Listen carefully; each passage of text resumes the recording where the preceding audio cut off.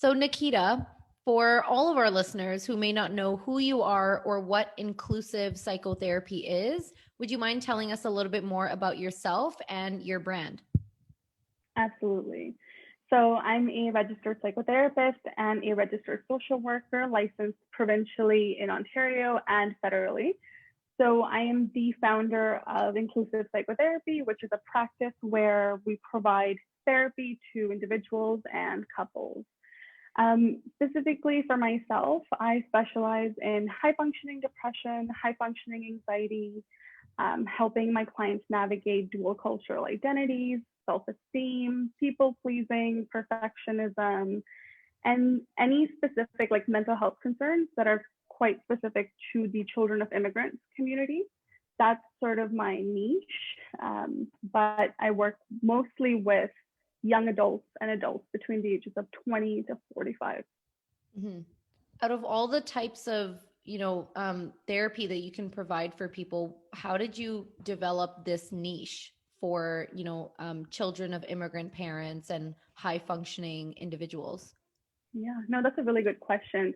It's interesting because I always struggled to find my niche. When we were in graduate school, we were told that you have to find a niche, a specific one that really speaks to you. And I always struggled with that until I was looking for a therapist for myself. And I could not find anyone whose bio I read and I went right away, that's the person for me. So that really got me thinking, okay, so there's no millennial brown therapist, female therapist in the community. And if they are, they're not really talking about social justice, or they're not talking about social issues like immigration and children of immigrants and mental health circumstances unique to them. It's one thing to kind of talk about this stuff clinically, and of course that's what I do in my practice as well. I work from a clinical perspective, but more than that, I think I work from a social perspective. So helping my clients unpack their gender identity and how that intersects their mental health, or their cultural identities and how that intersects with their mental health. And I think a lot of the important conversation lies there. So Mhm. in my search for a therapist, I found my niche. Yeah. So you could now be your own therapist. Yeah. Sure, yeah. Yeah. That's gonna end up well. Yeah. Yeah. No, that's really awesome, actually. That's a really underrepresented, category. Even when I think about some of the mental issues that I go through, or even my sister goes through, it's true. Like when you're a child of like immigrant parents, there's like different kind of mental issues and other concerns that you kind of face. And yeah, when I think about it, I'm like, I don't, even when I like, if I ever was looking for someone to talk to, or like a therapist or someone professional to talk to, that's like one of the questions I would ask is like, will this person really understand where I'm coming from, or Mhm. why my parents think the way they think? Or, Yeah. but yeah, that's a great niche. So awesome. That's so awesome. Yeah, That's exciting. absolutely. But just getting right into it. So, emotions relating to stress, anxiety, and depression can look and feel quite similar. And it can be pretty difficult to pinpoint which emotion is truly being felt. So, what are some main differences between these three mental states? That's a really good question. So anxiety, depression, we kind of all hear these, right, on a day-to-day basis. They've unfortunately become a very common experiences for everyone. And I think we're all kind of on a spectrum of anxiety and depression. And there are times in our lives when we're a little bit closer to one end than the other. Um, but these sort of three states, I see them a lot more similar, similar in ways than I do see differences. So there isn't too much variability in these states because we know that anxiety and depression go hand in hand, and stress is sort of a byproduct, right, of that. But Mhm. um, from, I guess, a strictly clinical perspective, depression looks like poor motivation, feelings of guilt, feelings of shame, anhedonia, which is lack of pleasure in anything. So, the things you used to do before no longer bring you happiness. Um, an ongoing sense of emptiness, helplessness. And then obviously the extreme version is like questioning the purpose of life and not wanting to be here anymore. But anxiety can look more like being activated or on all the time. So restlessness, pervasive worry, panic, overthinking, perfectionism. And that's so similar to stress because I think they both kind of make you feel like you have to be on all the time. Mhm. But like I said, they come hand in hand. So the depression is the low and the anxieties are the highs. Mhm. I feel like I get a mixture of all of those Yeah. all the time. I know. I was like, oh. Yeah. Yeah, like is Yeah, absolutely. is that what the high functioning professionals are all feeling? Like a mixture of all three that they're just too busy to even notice that they're experiencing these symptoms?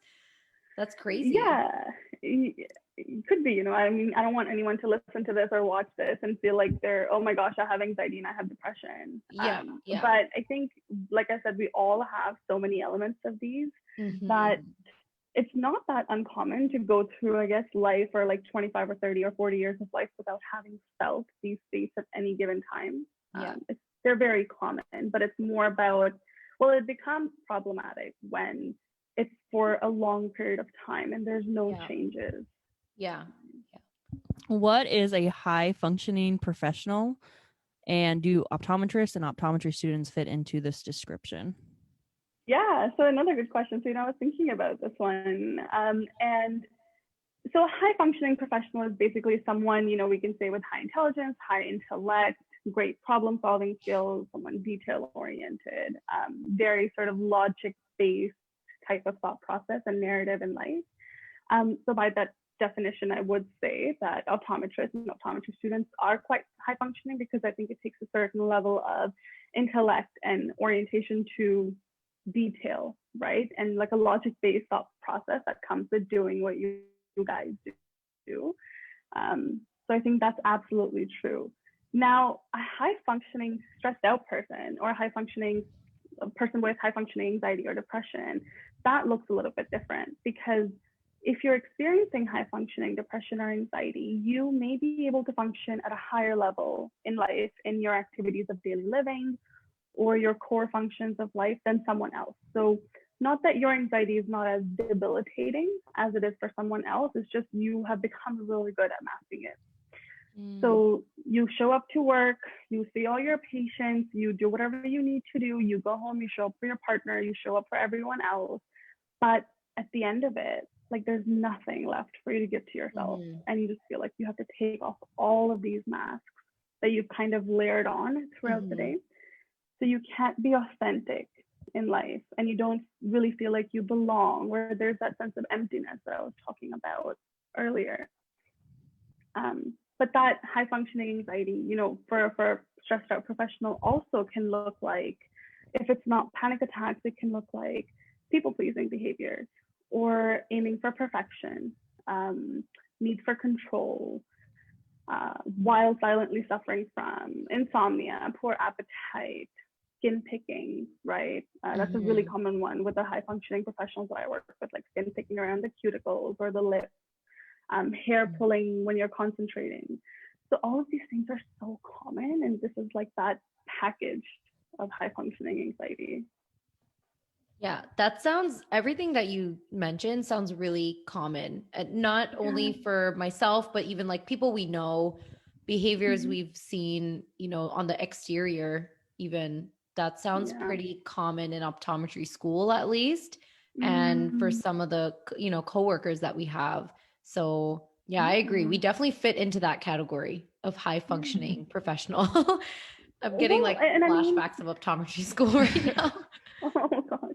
And I imagine too, that was probably a high stress environment, right? For you guys, school, high stress, a lot of emphasis on performance, a lot of competition. So I don't think anyone can come out of that without any sort of scars.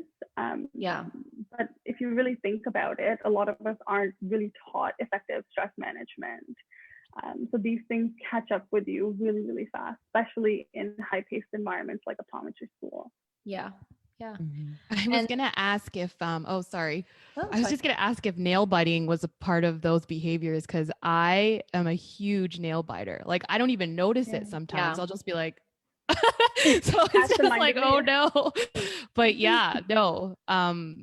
So that's a good question. So, then my question for you would be, are you biting your nails so excessively that you've kind of hit the nail bed and maybe there's some bleeding or There's any types of Sometimes, yeah, cut sometimes. And I don't, and I yeah. do it when I'm like uncertain, or if I'm not, Mm. you know, when you talk about this people pleasing thing, I'm like, oh, that person's mad at me. Oh God. So then it's Yeah. like I Yeah. start biting my nails. I don't know if this is like some form of like self mutilation. Like I heard, I was Mhm. reading somewhere like, Hmm. you know, if you like bite your nails, or, you know, when you have like the skin hanging off the part of the Mhm. nail, like you like, Hangnails, yeah. yeah, you like kind of rip it off. Yeah.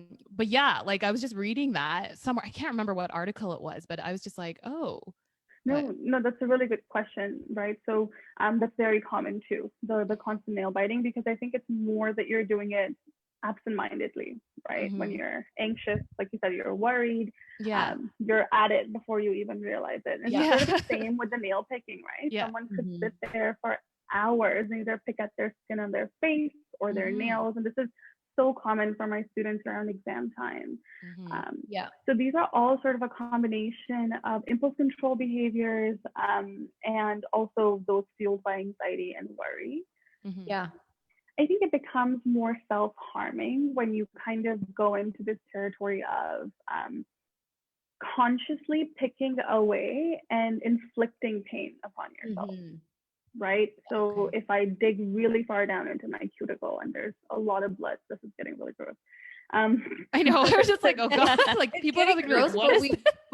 but we've all been there. Like I Yeah, have, yeah. yeah, I've purposely picked at my, you know, I'll absent-mindedly pick at the skin on my lip, but then at some point I know if I pull it anymore, it's gonna bleed, and I go for right, it. So it's Yeah. like right. I just, you know, Yep, you just do it. Like it's, yeah, yep, I never really yeah. thought like deeply about that before. Actually, you know, digging more into what factors or signs, you know, are contributed to high functioning stress. Can you go into any other signs that one can pick out if someone is dealing with high functioning stress? Like, would we be able to identify some of these particular behaviors on somebody else and notice if they're going through any high functioning stress? Yeah, absolutely. So um, I guess think of when you generally experience stress for yourself, right? How might you be coming across to someone else? So probably your speech is really rapid.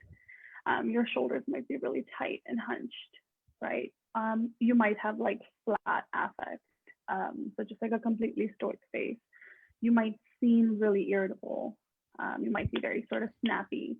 Mhm. So these are some of the things I think that you can observe in someone. But I think there's signs that someone can also recognize for themselves, right? That Mhm. they're experiencing a lot of high functioning stress. So obsessive overthinking, worrying about how you're always being perceived. Again, that need for perfectionism, people pleasing, forgetfulness, heart palpitations, Mhm. um, stomach pain, back pain, loss of sleep, overeating, undereating, Mhm. um, poor concentration, headaches, and constantly feeling the need to be like on. Like you're running around, you haven't had any caffeine, you're running around the entire day. Yeah. And you kind of just checking off your to-do list from one to the other to the other to the other. And Mhm. there's no room for you to just kind of stop and Yeah. just to be. That is what high functioning stress can look like as well. Um, I know you talked about this like just a couple minutes before, but again, all these emotions that you're kind of talking about, just like what Amrit said before, all of us have kind of felt these emotions, you know, Yeah. throughout the day or whatever. But when, if we're feeling it like day to day to day to day, when is it like time to be like, okay, I need to talk to someone or get professional Mm. help? Like, when is that limit where you're like, okay, what's happening? That's a good question. And I personally don't think that, the limit exists. Like the limit does not exist here because Yeah. it's about you accessing support when you think the time is right for you, right? So a lot of people think that therapy is very problem based and I have to have hit rock bottom or be really Right. depressed for me to go therapy. But therapy can be very resource based. Just like we prioritize gym for our mental health. If you're having some thoughts that you're concerned with or you're noticing some behaviors that you're saying, this is potentially problematic, go to a therapist, talk them Yeah. out, talk about where they come from, how they fit into your life, how are they helpful for you, how are they harmful for you. So you may not be entirely, I guess, able to let go of that high functioning anxiety, but I think you can be a lot more intentional in life. Okay. Mm-hmm. So, what short term and long term consequences can stress and similar emotions have on our bodies, our personal relationships, and overall mental health if we kind of just let it be and not deal with it right away? Yeah, that's a good question. And I realized I didn't answer the last one fully, or the what factors contribute Oh. to stress. Yeah. But if we're talking about, what contributes to high functioning stress, there's a lot of internal and a lot of external factors. So, I mean, there's so much to this. I don't know if I can do justice to this in like 5 minutes, but we all sort of have this unique story that we tell ourselves about the world and how we fit into the world. And this unique narrative, at the risk of sounding like a cliche therapist, this narrative is really formed in your childhood, right? You develop ideas, core beliefs, a narrative about who you are, what's your purpose, how others around you perceive you, and all of this sort of feeds into that personality development piece, right? So one of sort of the main contributors that we see to high functioning anxiety or stress is family dynamics. So textbook example, but like take a child who's always criticized in the home. She's told that she's not good enough, or her grades are not good enough, and that she must try harder. Or she hears other people speak about her in a very, very critical manner. She sees others speak to one another in the home in a very critical manner. Now, this is someone who's more likely to kind of grow up with the narrative that I am not good enough, and I constantly need to keep striving for more and more and more and more and more, which is really an attempt to chase that feeling of good enough, right? So this could turn into that need for perfectionism, or those unhealthy achievement behaviors. Like if I just get into that med school, or if I just get that residency, or if I just get that whatever post grad, then I will be enough, and then it will be great. But it's like this feeling that just doesn't exist. It's like an illusion. The more you chase it, the farther it is out of your reach. But this is a really sort of common narrative for high functioning anxiety and depression. Mm-hmm. And then you have, the cultural factors. So like someone's cultural identity, right? So we know that achievement and suffering are really the yardstick with which we measure our sense of self-worth. I think especially a lot in Eastern cultures. So if, again, the story that you're hearing at home is that the only way to be successful is to have that kind of a job, or certain financial stability, or this or that, you can constantly start to attach your sense of self-worth with your ability to acquire all of these things. Yeah. Right? Which again can lead to more of that sense of perfectionism, people pleasing. And then you have the larger social context of where we live and the social culture. Hustle culture is so glorified for us, right? For our generation, that, oh, you got to have a job, and you have to have a side thing, and you have to have another side thing. Yeah. Right? And constantly hustling is so rewarded. So when it's always been rewarded, you tend to not prioritize self-care. One job just doesn't feel enough. Mm-hmm. And so you're constantly seeking validation in other places. So all sort of these things, they come in together, and it's quite convoluted, but they really inform that narrative for someone, which is what drives that high functioning depression and anxiety. Yeah, I feel like that makes a lot of sense. I think we all come from backgrounds where there's expectations of, what we should be growing up. And like I know, especially even for Alex, like having a dad who's already an optometrist, and clearly all the other kids did not become optometrists. And so here's Alex, and the youngest one. It's like, you're my like, last chance, Alex.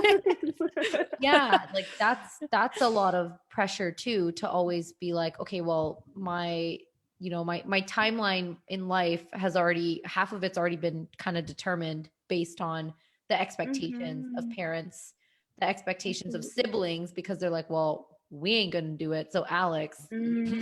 Well, and I think it wasn't even my parents, though. I think I put it on myself. You know what I mean? Like it was, and it wasn't because both my parents are they never like tried to bring it up or anything, but I in my head, I felt like that was, the choice. That was the only choice. That was But but I mean, I'm glad I made the choice because I was Yeah. doing something else. But anyway, Yeah. so I'm happy. That's But yeah, all it that was matters. stressful. Mhm. You know, when you say Yeah. when you say people pleasing, I think that is something that I've witnessed a lot, either with myself growing up Mm, and with friends, with people around me.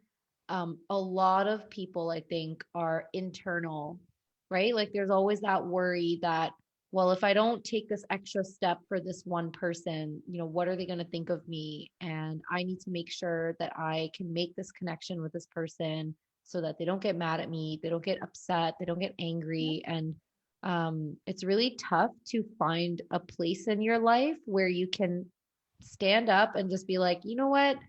I'm going to do this one thing for me and I'm going to say no to this person, you know, because I don't want to mm, do this extra task or I don't want to deal with this extra thing in my life. So yeah. I'm going to say no. And it's really hard for people to learn to do that. Yeah, I don't know. I think people Mhm. pleasing is something that um, can be, I think a lot of people have trouble identifying that they are a people pleaser and how to fix that or how to, kind Right. of change that for themselves. Yeah. Yeah. Well, I mean, we're all women here. We know that women are socialized naturally to be people pleasers a lot more, right, Yeah. than men are. And for a lot of women, we measure our sense of self-worth with our ability to do things for other people. So we measure our sense of self-worth with how helpful we are to others. Mhm. And these are those qualities, right, that are taught to us very early on. And this is, I don't mean to say that someone is sitting there, teaching us these things sort of explicitly, but this is the messaging that you absorb Yeah. when you're out in the world as a young girl. And so it's very easy for that to develop to this sort of toxic people pleasing where Mhm. you constantly feel like, if I don't do this, someone's going to be upset with me and that's going to mean something about me.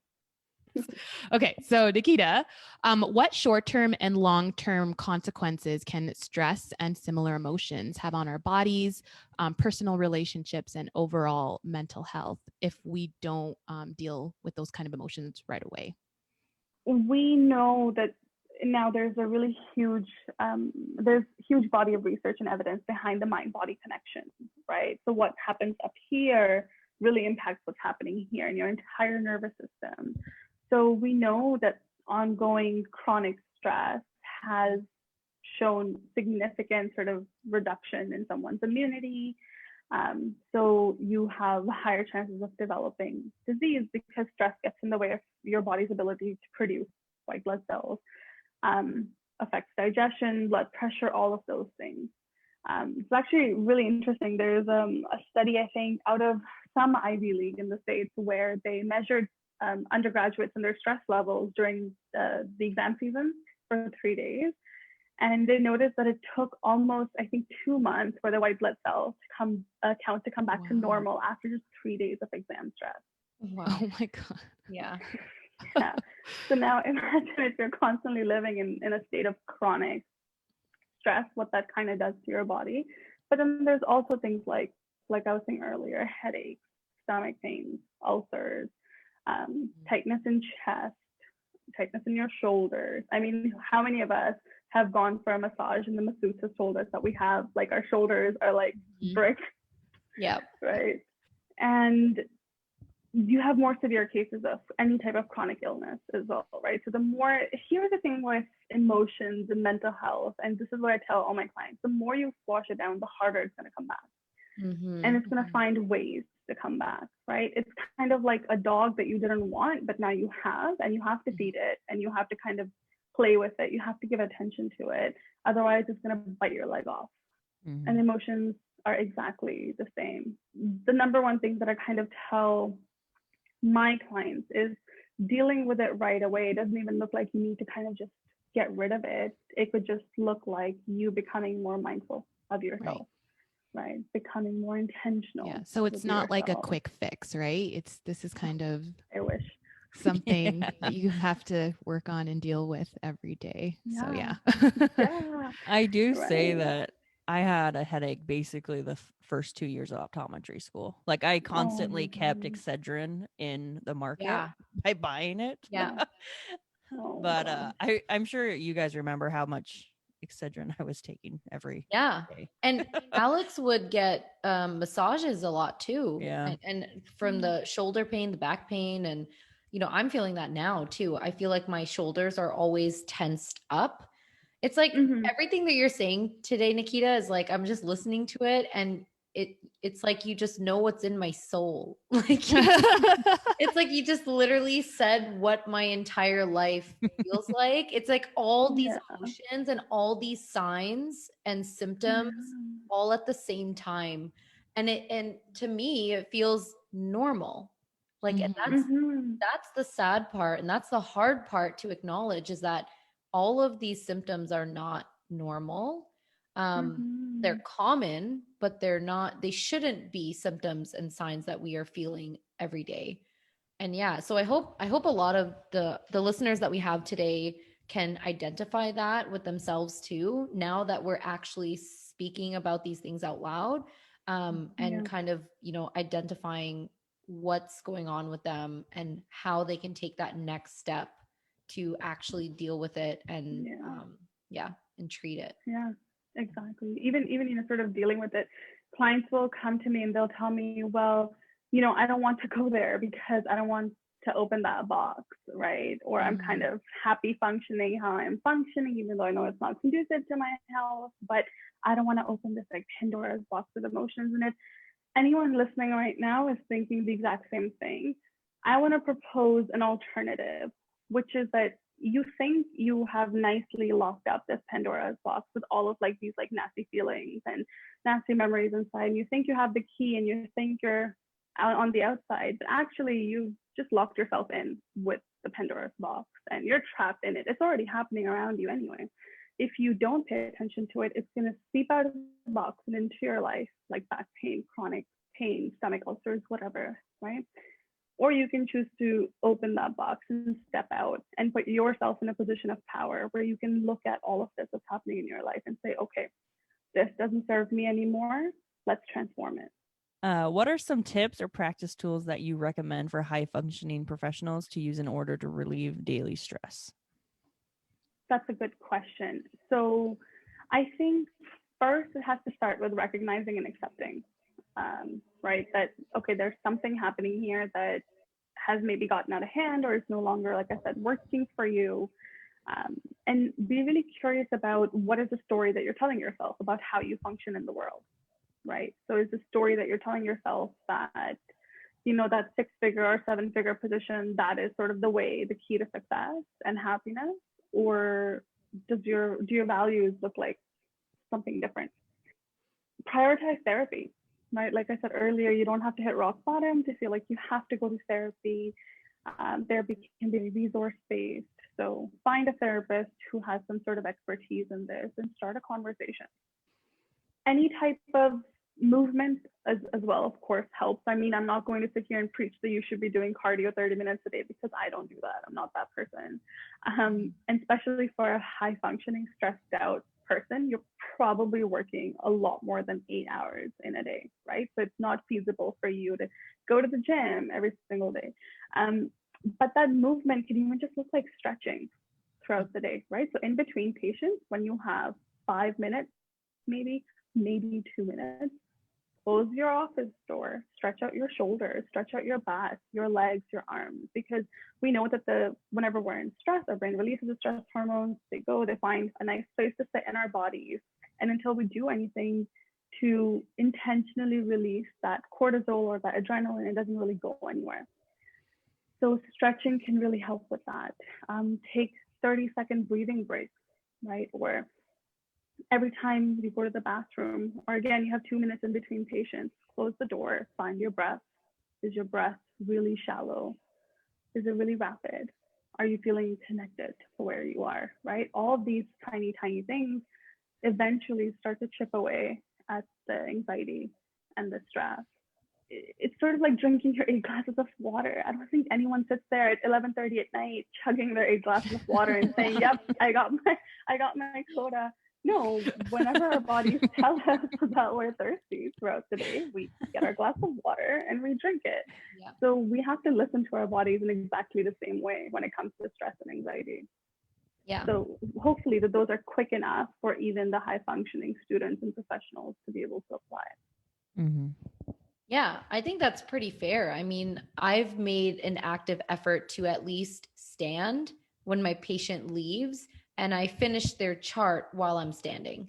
So at least I can stretch my legs a little. My back is a little bit straighter. I'll put my arms in the air, just stretch to the ceiling, and then go back down, sit, and finish up my charting. So I know that's definitely helped my shoulder pain a little bit just by standing, so that I don't feel like I'm hunched over when I'm sitting a lot. That's perfect. Yeah, like little things every day. But everything that you said is on point with, you know, what I think everyone needs to just fit into their daily lifestyle. Like you said, even if it's 2 minutes, and if you do it every single day at the same time, that'll become part of your routine, right? Just like every other stressful thing that you're doing in your life right now, that's part of your routine. You can try your best to add those little de-stressful moments, you know, into your day. And I think for 2021, that's definitely my goal. My goal was to stretch more. So, you know, I find those quick little 10-minute stretch videos on YouTube. I sit on my carpet and I just stretch for 10 minutes in the morning before breakfast. And I've finally made it a routine for the past month, and it helps. It just makes you feel different throughout the day. It just makes you feel lighter, makes you feel like less worried. You're not thinking about anything, you know, when you're doing this extra activity. So yeah. Yeah, I think mine for me has just been slowing down my breathing. So I literally do like boxed breathing where I like breathe in for 4 seconds, hold it for 4 seconds, breathe out for 4 seconds, and hold that for 4 seconds. And I don't know, I feel like that makes me feel a lot better too. So yeah, just something as simple as my breathing, where I feel like I hold my breath a lot when I'm like stressed or something like that. And then I'm just like, okay, hold on a second. I just become mindful for that 2 minutes, and I just do the boxed breathing. Even if there's like a whole bunch of craziness around me, if I have a whole bunch of patients waiting and somewhat like a staff member's like, can you? And I'm just like, all right, like let me just hold on, breathe. And yeah, I feel you know, a lot better. I hope our listeners realize that kind of what Deepan was saying, where, you know, there's so much craziness going on, but you realize that you need a minute to yourself. And so again, you said no to somebody who walked up to you and said, "Hey, listen, I need something right now." You prioritized yourself, and you just said, "You know what? No." Talk to me in 5 minutes. Like, I need this moment to myself. And that's what I really want to challenge all of our listeners to start doing. Like, don't feel bad if you're saying no to somebody when you need a minute to yourself for something. And people will understand. Like, my staff member was just like, oh yeah, okay, I just no worries. And you know, it's just like, no one will get mad or anything like that. You know, you just have to just take that moment to yourself. And those moments are really important. And like you said, Nikita, it's not like a quick fix or anything, but you know, it just helps throughout the day, right? So yeah, for sure. Yeah, exactly. Because if you really think about it, right, not saying no or people pleasing is like advocating for everyone else's needs but your own. Yeah. Right. And it's like self-sacrifice, right? So it's about, I think what you're also saying is about intentionally connecting with what you are doing and where that comes from, right? So again, asking yourself, well, what would it mean about me if I said no to this person, and why would that be such a bad thing?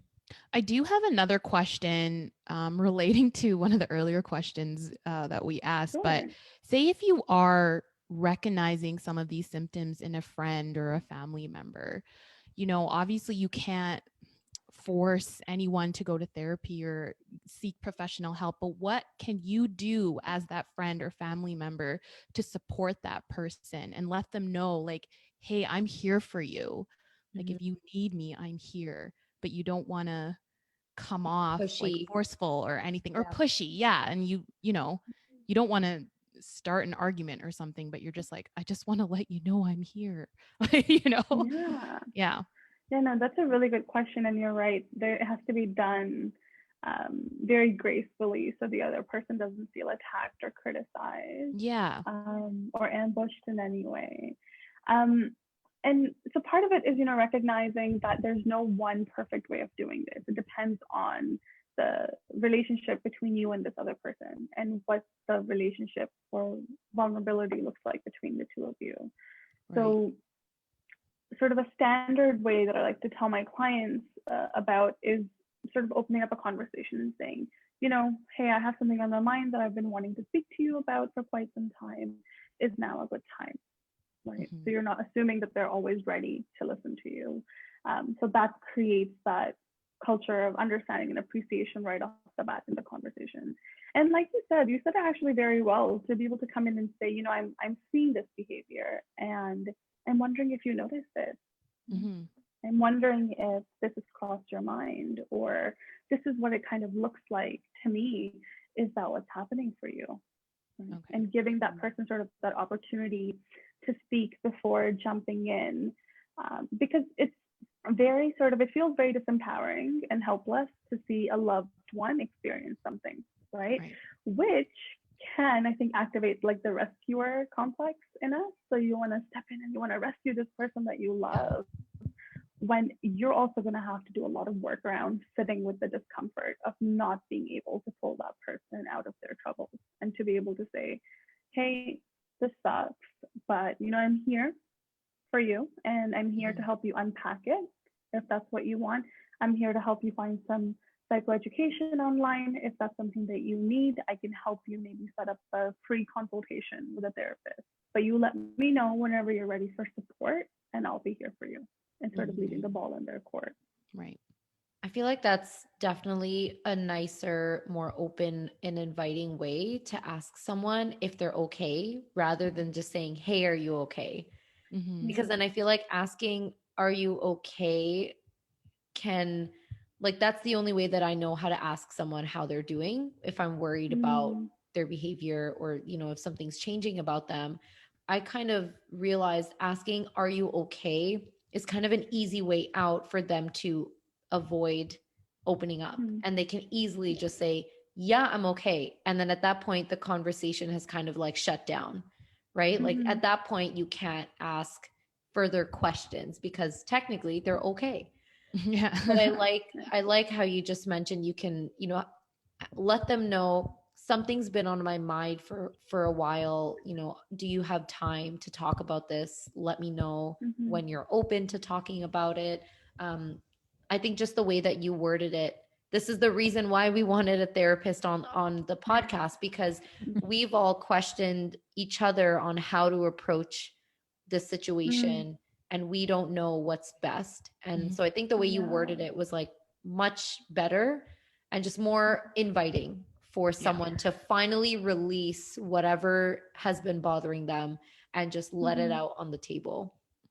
For any of our listeners who may strongly relate to this episode with anything that we've discussed, what additional resources would you recommend for them to explore in order to learn more themselves? So find me. I'm a great resource. Of course, follow my socials. I post a lot of tidbits and like a lot of thought-provoking stuff. But really, even just scheduling any type of 15-minute consultations, free consultations with therapists.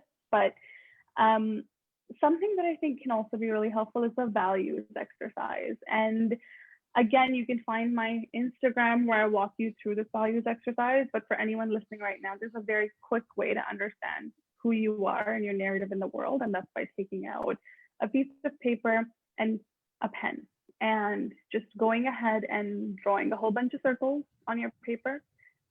And in each circle, writing your values.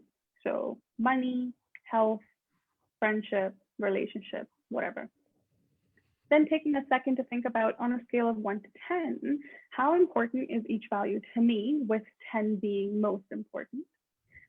And once you're done that, you think about on a scale of 1 to 10, how much am I living by this value on a day-to-day basis? With 10 being, I'm living by this value all the time. And I think you're going to learn that maybe your actions aren't in line with your values, right? So you might really value mental health and physical exercise, but school or your jobs are really taking it all out of you. And this can be a great exercise to help you just recalibrate. Mm-hmm. Well, thank you so much, Nikita, for coming on and giving us like just a lot of eye-opening information about ourselves and our profession, because this is obviously not limited to optometry and optometry students, but on our podcast, which is all about optometry, this is definitely a topic that's not spoken about openly, and not spoken about often. So I think hopefully you reached a lot of people today and just made them think a little bit differently about their life, about their actions, about their behaviors, and hopefully encouraged some people to seek therapy because it is helpful. It's not anything shameful at all. And I think we all just need to encourage more people to try it and see what it's like for them. Yeah, definitely. Thank you so much, two ladies, for having me on here. This was great conversation.